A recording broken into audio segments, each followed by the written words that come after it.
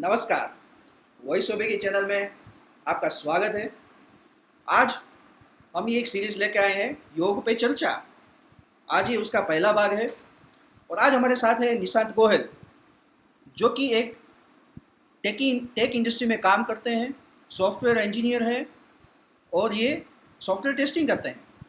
जी हाँ, और ये उनका एक यूट्यूब चैनल भी रन करते हैं टेस्टिंग के ऊपर, जिसका नाम है फंडू टेस्टर, और साथ ही में फेसबुक पेज भी रन करते हैं जिसका नाम है फंडू टेस्टर।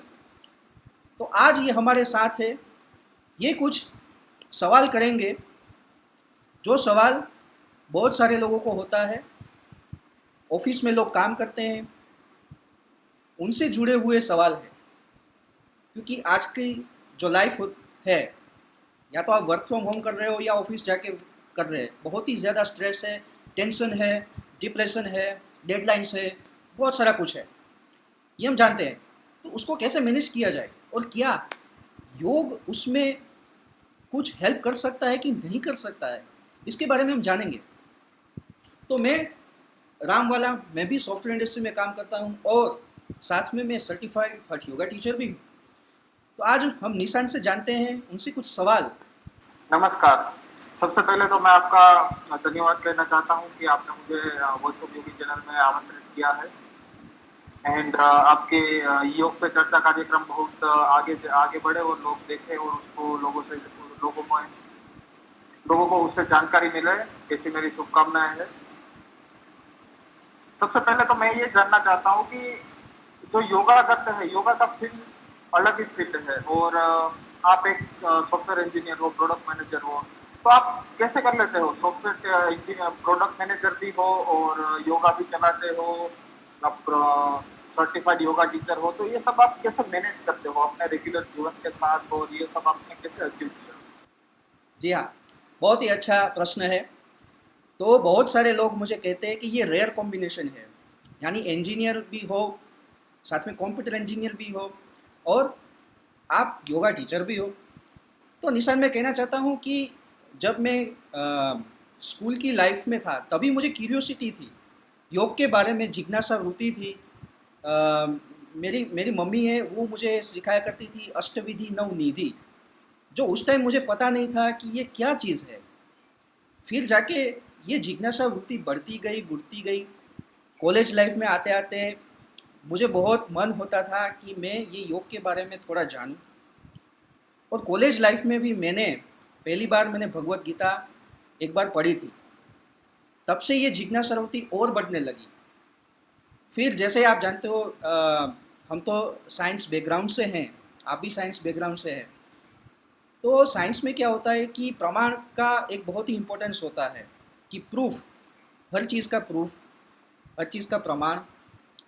तो होता क्या है कि मैं भी वो लॉजिक से चलता था कि क्या योग हमको साइंटिफिकली कुछ फ़ायदा दे सकता है कि नहीं दे सकता है। पहली चीज़ ये है, पहले मेरे दिमाग में ये था।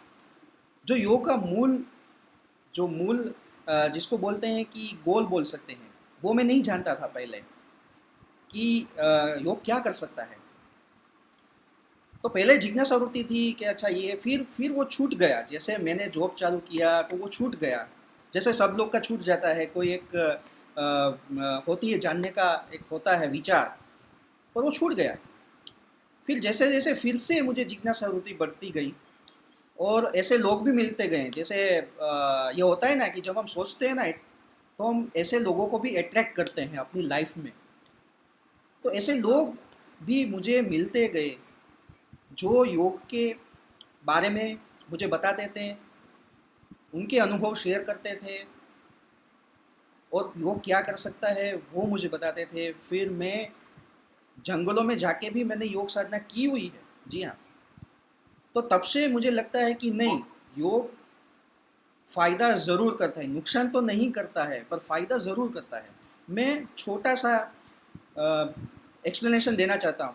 देखिए, योग जो है वो मुक्ति का मार्ग है। ये थोड़ा आध्यात्मिक हो गया, हम उसके बारे में चर्चा नहीं करेंगे। पर मुक्ति पाने के लिए आपका शरीर शुद्ध होना चाहिए, एकदम शुद्ध, माइंड और बॉडी दोनों। अगर आप शुद्धिकरण पा लेते हो तो ये लिबरेशन का मार्ग, जिसको मुक्ति का मार्ग कहते हैं, वो आसानी से प्राप्त होता है। तो योग करने से, बहुत अच्छी बात। जी हाँ, योग करने से हेल्थ बेनिफिट, ये उसकी बाई प्रोडक्ट है। हेल्थ बेनिफिट उसका बाई प्रोडक्ट है, ये आपको समझना जरूरी है। इसीलिए लोग योग करते हैं, है ना। जो उसका मूल मूल जो एम है वो मुक्ति है। पर आप योग करते हो तो क्या होता है कि आपका हेल्थ बहुत ही ज़्यादा इम्प्रूव होता है, माइंड और बॉडी दोनों से। तो ये जिज्ञासुति के कारण, योग के फायदा के कारण मैं थोड़ा आध्यात्मिक मार्ग की ओर भी चल रहा हूँ।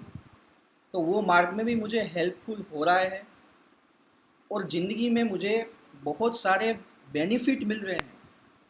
तो इस हिसाब से मैं योग को फॉलो करता हूँ और मेरी ये लाइफस्टाइल बन गई है। ये मेरी लाइफस्टाइल बन गई है। मैं हर रोज़ योग करता हूँ, हर रोज़ प्राणायाम करता हूँ। तो बस, बहुत अच्छी बात है। तो मैं ये जानना चाहता हूँ आपसे कि आप कैसे मैनेज कर पाते हो। जनरली मैं देखता हूँ तो यहाँ पे मैं बेंगलोर में रहता हूँ, सॉफ्टवेयर इंजीनियर, और जो मेरा फ्रेंड सर्कल है वो सुबह 8-9 बजे या 10 बजे उठते हैं, 11 बजे उठ जाते हैं, फिर रात को भी लेट से सोते हैं। तो आपकी दिनचर्या कैसी है? आप ये सब कैसे मैनेज कर पाते हो अपने काम के साथ? योगा भी करते हो, लोगों को योगा सिखाते भी हो। जी हाँ, तो देखिए, आपको किसी भी चीज़, नई चीज़ के लिए हैबिट बननी ज़रूरी है अपनी लाइफ में।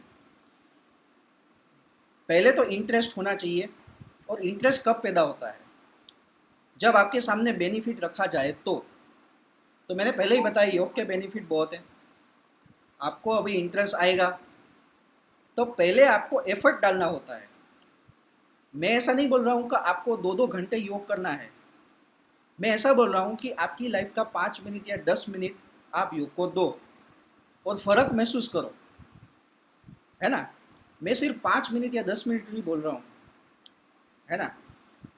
तो अब मेरी, 5 मिनट और 10 मिनट में क्या कर सकते हैं आप? ऐसा अरे, कौन सा प्राणायाम है जो हम कर सकते हैं? बहुत ही अच्छा क्वेश्चन आपने पूछा है। 5 मिनट 10 मिनट में क्या होता है ना। तो रिसर्च से ये प्रमाणित होता है कि 10 मिनट का डीप ब्रीथिंग, 10 मिनट का डीप ब्रीथिंग आपकी इम्यूनिटी बूस्ट करता है। और ये रिसर्च से प्रमाणित है, यानी हार्वर्ड और ऑक्सफोर्ड जैसी यूनिवर्सिटीज़ योग पे इतना रिसर्च करती है और वो बोलते हैं कि आप खाली 10 मिनट 15 मिनट या आधा घंटा दो अपनी लाइफ का, और फिर देखो कितना चेंज होता है। तो ये, आप मेरी बातों को ना माने, पर जो साइंटिफिक टेम्परामेंट के लोग हैं, जैसे कि ज़्यादातर पढ़े लिखे लोग को क्या होता है कि साइंटिफिक टेम्परामेंट या साइंटिफिक प्रूफ ढूंढने जाते हैं, ठीक है। तो मैं उनको कहना चाहता हूँ कि ये साइंटिफिकली प्रूव है। अच्छा निशान, जब मैं ये बात करता हूँ कि आपको योग करना है तो बोलते हैं कि मेरे पास टाइम नहीं है, मेरे पास तो किसी का कॉल उठाने का टाइम नहीं है, मेरे पास वो नहीं है, ये नहीं है, खाना पीना भी टाइम नहीं है। उनको मैं खास कहना चाहता हूँ, अगर आपके पास टाइम नहीं है, इसका अर्थ ये है कि आप टाइम मैनेजमेंट में नहीं कर रहे हो अपनी लाइफ में। बहुत बहुत बहुत सही बात है यार। तो आपको तो मैंडेटरी करना है योग, क्योंकि योग आपको जरूर टाइम जरूर। मैनेजमेंट सिखाएगा। ये मैं दावे के साथ कहता हूँ, क्योंकि मेरे फ्रेंड सर्कल में और कई लोगों को जो ऑफिस जाते हैं उनकी बस यही वृत्ति होती है कि मेरे पास टाइम नहीं है, मैं कैसे करूँ और कैसे करूँ और क्या करूँ। उनको मैंने सिखाया है, मैंने 5 मिनट से शुरुआत की है, आज लोग 2-2 घंटे भी कर रहे हैं। मेरे ग्रुप में ऐसे लोग भी हैं जो 2-2 घंटे ध्यान कर रहे हैं, बहुत जो अच्छी पहले बात है तो। जो पहले होता नहीं था उनसे। तो मैं अभी दिनचर्या में बताता हूँ। सुबह आप अर्ली मॉर्निंग, ये 5 बजे 6 बजे मैं उठ जाता हूँ, मैं 6 बजे उठ जाता हूँ, ठीक है। फिर मैं थोड़ा ध्यान लगाता हूँ 5 मिनट अपने बेड में ही। फिर मैं अपनी दिनचर्या ख़त्म करके, मैं पूजा पाठ करके योग का अभ्यास करता हूँ। उसमें मैं सूर्य नमस्कार पहले करता हूँ, मेरे कुछ योग हैं वो मैं करता हूँ हर रोज़, और फिर प्राणायाम और ध्यान, यानी मेरा 1 से 1.5 घंटा का शेड्यूल बनता है। फिर मैं ब्रेकफास्ट करता हूँ और वो हेल्दी ब्रेकफास्ट एक होता है। एक क्वेश्चन है मेरा यहाँ पे। हाँ जी। योगा योगा और ब्रेकफास्ट दोनों के बीच में कितना टाइम रहना चाहिए? योगा और ब्रेकफास्ट में है ना आधा घंटा का टाइम होना चाहिए। अगर आपने योग किया और है, सपोज आपने और मैं 7 बजे हाँ, योग बोलिए। ख़त्म किया है, तो आप 7:30 बजे 8 बजे ब्रेकफास्ट ले सकते हो। क्योंकि मैं उसका कारण बताता हूँ कि जब आप योग करते हो ना, तो प्राण ऊर्जा का संचालन होता है बॉडी में। ठीक है, तो प्राण ऊर्जा के कारण आपके जो बॉडी के ऑर्गन होते हैं, माइंड होते हैं, वो ठीक करता होता है उस टाइम। तो उसको ठीक करने में आपत्ति ना आए, इसके लिए आप शरीर में कुछ भी ना डालें। तब ये एनर्जी है ना, आपकी बॉडी को ठीक करता होता है योग के बाद। और कभी कभी क्या होता है कि सुबह जैसे जल्दी हम उठते हैं ना, 6 बजे उठे या 7 बजे उठे, और रात को 10-12 बजे खाना, 10 बजे या 9 बजे खाना खा लिया होता है, तो सुबह उठने के वक्त सीधा भूख लगता है। तो योगा, ब्रेकफास्ट, ये सब कैसे मैनेज करें? वो योगा करने से पहले कुछ खा सकते हैं या हल्का सा चाय और कॉफी या पानी पी सकते हैं? योगा करने से पहले आप लिक्विड ले सकते हो, यानी नींबू पानी ले सकते हो। कुछ खाना नहीं चाहिए। देखो, आप खाना खाते हो तो आपका स्टमक एक्टिव हो जाता है, एसिड उसमें बढ़ जाते हैं। ठीक है, तो आपको ये नहीं करना है। और योग का नियम भी है, खाना खाने के बाद आप 2.5 से 3 घंटा कुछ ना खाए, एम्प्टी स्टमक, फिर आप योग करें। तो इसीलिए सुबह में उठ सही के है। पहले आप अपनी दिनचर्या ख़त्म करके योग करना चाहिए, फिर आपको ब्रेकफास्ट करना चाहिए। ठीक है। आ, मेरा कहना ये है कि जो आजकल जो लोग हैं, वो जो ऑफिस में काम करते हैं, उसका दिनचर्या कैसा होता है कि वो बहुत या व्यसन के साथ एक्टिव होते हैं, या फिर वो टी और कॉफी बहुत, या दिन में बहुत बार चाय और कॉफी पीते हैं, और उसको कहीं ना कोई गंभीर बीमारी भी होती है। जैसे हमारी सॉफ्टवेयर इंजीनियर की लाइफ क्या है कि पूरा दिन 11 बजे ऑफिस में जाओ और 8 बजे तक या 7 बजे तक चेयर पे बैठे रहो आराम से, और लैपटॉप के सामने बैठ के काम किया करो।